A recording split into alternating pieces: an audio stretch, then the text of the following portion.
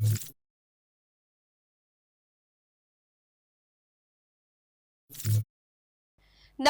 હું છું પ્રિયા અને તમે જોઈ રહ્યા છો જનતા કી જાણકારી ન્યૂઝ। નજર કરીએ આજના સમાચારો। ભાજપ ધારાસભ્ય કુમાર કાનાણીનો વધુ એક લીટર બોમ્બ, ઓવરબ્રિજ નીચે ગેરકાયદેસર પાર્કિંગની આડમાં અફીણ ગાંજાના વેચાણનો ઘટસ્ફોટ। સુરત શહેરના વરાછા રોડ વિસ્તારમાં આવેલ ઓવરબ્રિજની નીચે અને વલ્લભાચાર્ય રોડ પરના ડિવાઈડરની વચ્ચે વર્ષોથી ચાલી રહેલા ગેરકાયદેસર વસવાટ, દબાણ અને બે નંબરી ધંધાઓ મામલે વરાછાના ધારાસભ્ય કુમાર કાનાણીએ સખત વલણ અપનાવ્યું છે। તેમણે આ ગંભીર સમસ્યાના કાયમી નિરાકરણ માટે સુરત મહાનગરપાલિકા, એસએમસી, કમિશનર અને સુરત પોલીસ કમિશનરને સંયુક્ત હિતે સંકલન કરીને તાત્કાલિક કાર્યવાહી કરવા માટે આકરું પત્ર લખ્યો છે। પોતાના પત્રમાં કુમાર કાનાણીએ લખ્યું છે કે સૂર્યપુર ગરનાળાથી પ્રાણી સંગ્રહાલય સરથાણા જકાતનાકા સુધીના ઓવરબ્રિજ નીચે તેમજ વલ્લભાચાર્ય રોડ પર મોટા પ્રમાણમાં લોકો ગેરકાયદેસર રીતે રહે છે। આ ઉપરાંત આ જગ્યાઓ પર જેસીબી, ટ્રક અને ટેમ્પા જેવા મોટા વાહનોનું ગેરકાયદેસર પાર્કિંગ પણ થાય છે। આ દબાણની આડમાં અફીણ, ગાંજો, ડ્રગ્સ જેવા ગેરકાયદેસર પદાર્થોનું ખૂબ જ મોટા પ્રમાણમાં વેચાણ અને સેવન થાય છે। આ પ્રવૃત્તિઓથી વિસ્તારમાં પારાવાર ગંદકી થાય છે અને કાયદો વ્યવસ્થાની સ્થિતિ વણસે છે। વધુમાં ધારાસભ્યએ જણાવ્યું કે વરાછા રોડ સુરત શહેરનું મુખ્ય પ્રવેશદ્વાર છે।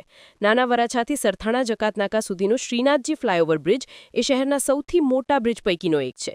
આ બ્રિજની નીચે વર્ષોથી ગેરકાયદેસર વસવાટ અને વાહનોનું દબાણ છે। આ બ્રિજ નીચે ગેરકાયદેસર લોકો ફક્ત વસવાટ કરે એવું જ નથી, પણ એમના ધંધા પણ બે નંબરના છે। દારૂ, જુગાર, ડ્રગ્સ, ગાંજા, અફીણ અનેક પ્રકારના ન્યુસન્સ છે। એ લોકો પીવે પણ છે અને વહેંચે પણ છે। આ બાબતે અનેકવાર મૌખિક અને લેખિત રજૂઆતો છતાં આ પ્રશ્નનો કાયમી ધોરણે હલ થતો નથી। આ ગંભીર બેદરકારી ગણીને તેમણે મનપા કમિશનર અને પોલીસ કમિશનરને સંબોધીને લેખિતમાં જવાબ માંગ્યો છે।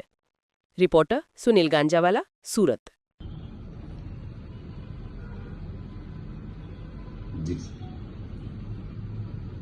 જી, તમે કઈ પાલિકા કમિશનર અને પોલીસ કમિશનરને પત્ર લખ્યો છે, શું કહેશો?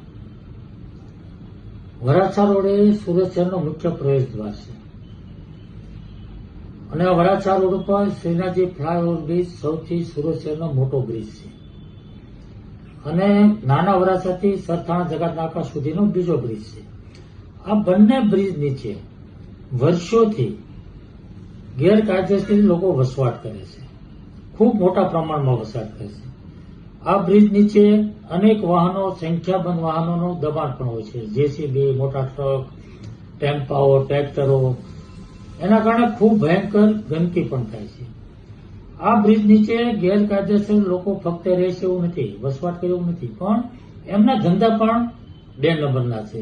દારૂ, જુગાર, ડ્રગ્સ, ગાંજા, અફીણ અનેક પ્રકારના ન્યુસન્સ છે। લોકો પીવે પણ છે અને વેચે પણ છે અને અનેકવાર પોલીસે ત્યાં રેડ પાડીને પકડ્યા પણ છે અને મ્યુનિસિપલ કમિશનરને પણ ખબર છે।